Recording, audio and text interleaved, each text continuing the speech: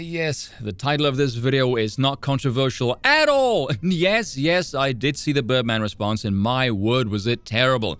Trust me, there's enough ammo in that video to fuel up a small army.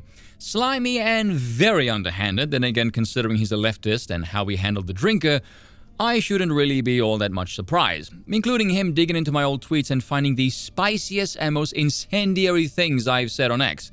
Because he's a cheap leftist git who has to rely on counter assassinations rather than addressing the actual arguments made, which is totally not something a woman would do. The irony, considering in the video I said he reasons like one.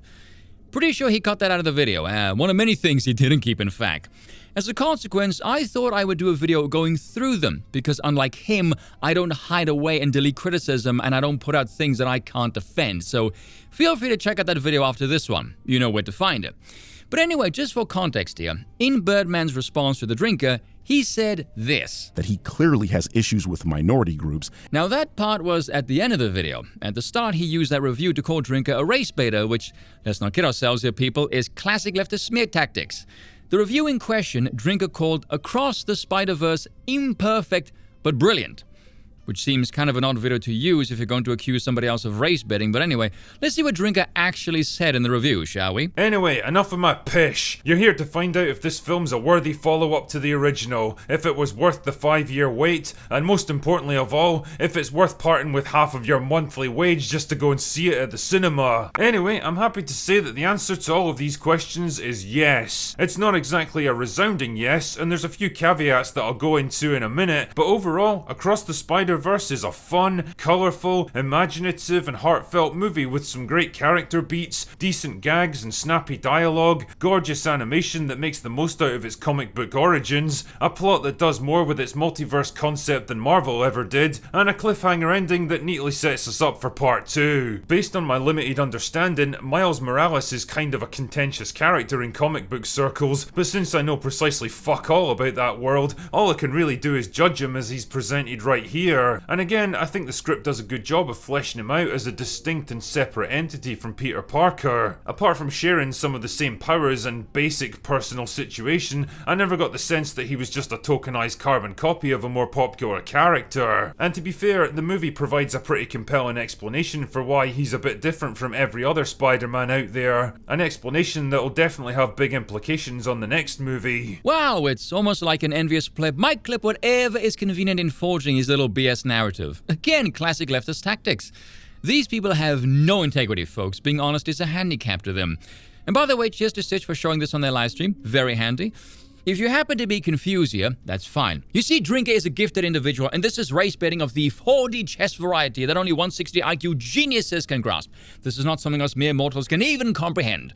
But in my video, in response to that first clip, I simply said, because it's correct, minority individuals are tokenized in Hollywood, used as political pawns to push the message. But even if Drinker did dislike them, who cares? Who the hell are you to tell anyone they have to like or coexist with people who do not look like them? Which, as far as I'm concerned, was perfectly reasonable, because moaning about demographics somebody else might dislike in their entertainment is kind of cringe. Suspiciously cringe when you just so happen to be that very demographic. Frankly, I don't think he dislikes Drinker. I think he desperately craves Drinker's approval. He wants to be in with the popular people. But anyway, someone on the Twitter pulled that bit up and said, he literally says, the hell are you to tell anyone they have to like or coexist with people who don't look like them? He's just flat out advocating racism. I can't. Does anyone remember when racism meant some form of superiority? Even that doesn't make any sense. I said before in a previous video with regards to the compass test, the question that asks, my race has superior qualities when compared to other races.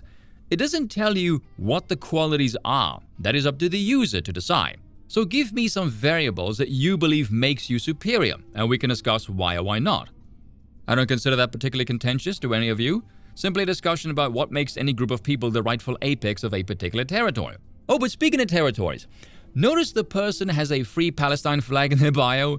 So I decided to ask, for obvious funny reasons, why should the Israelis share their territory with the Palestinians? Now, it should be obvious to anyone who knows me what my take on that whole debacle is. I don't like either side.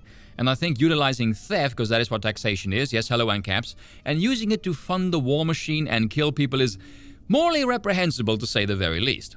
Notice I got no reply to that question though. I wonder why. Could it possibly be because if you suggest the Palestinians were there first and it's Palestine's land, oh, that's a blood and soil argument, that, isn't it? Anybody else notice that blood and soil is totally fine all across the world, except for Europe? Do tell, why do you think that is? But let's go back to the tweet in question here, shall we? He literally says, the hell are you to tell anyone they have to like or coexist with people who don't look like them? He's just flat out advocating racism. I can't. You can't what? Comprehend a different worldview, think straight? Hell, in your case, I'd be amazed if you can think at all. But let's pause and examine the word racism here for a moment, shall we? Yes, it's shallow, empty, and hollowed of any original meaning, much like somebody else's noggin, but anyway. The only reason why the word racism still has any present-day use is because it has social currency. It has functional weight. What is that function? Look carefully at that tweet. Racist because someone voluntarily chooses not to associate or coexist with people who don't look like them. By whose or what authority, moral or otherwise, are you permitted to force anybody to give up their time and space to the other? Who exactly benefits from this forced integration? Again, right to association nowhere to be found. Do you think they would apply the same standard to say, oh, I don't know, primitive and isolated tribes undisturbed by the modern world? What do you think they would make of, say, Urania in South Africa, the Afrikaner-only enclave that requires special permits to enter? I get the impression for the latter they would probably find some BS excuse involving colonialism. Even though Urania was bought and developed on private land, no displacement via force was employed. Unlike the Zulus, who massacred local tribes and hundreds of thousands of people as they made their way further inland, but I digress. You all know how this gimmick works by now, people. It's all in the framing. When Europeans want their own land away from everybody else, it's segregation and bigotry. When the others want to achieve the exact same thing, it is called safe spaces. The irony of that phrase, considering the statistical probability, but anyway. Look at this scenario here, and imagine someone calling you racist for this. What are they ultimately doing? They're accusing you of a crime. You are guilty of the sin of racismus, as they would say. So how do you prove your innocence? How do you atone for this sin? Here's the ugly truth for you. By professing not to be racist, you automatically acquiesce to the accuser and fillet yourself by showing how you spend time with and or tolerate the other. Your atonement, then, is an act of submission. You are completely at the mercy of the accuser. Your atonement gains you nothing. To accuse you of racism is an attempt to weaken and conquer you. It is designed to make you feel shame for having an in-group preference for your own kin, which from an evolutionary perspective is completely normal. The people who voluntarily bend over backwards to appease and appear virtuous are nothing more than useful idiots. Those people are pathetic. They will be looked down upon and deserve no respect whatsoever. You can even see this in the media when people apologize. You will not be forgiven. You will simply be considered a weakling who bows to the pressure of the mob. You will gain no respect from those who are making you buckle through the use of shame. It signals weakness, and because you conceded ground, they will keep demanding more. This is why so many of them become emboldened, entitled, and ever fatter. The only thing on earth universally respected is raw strength and power. Always remember that.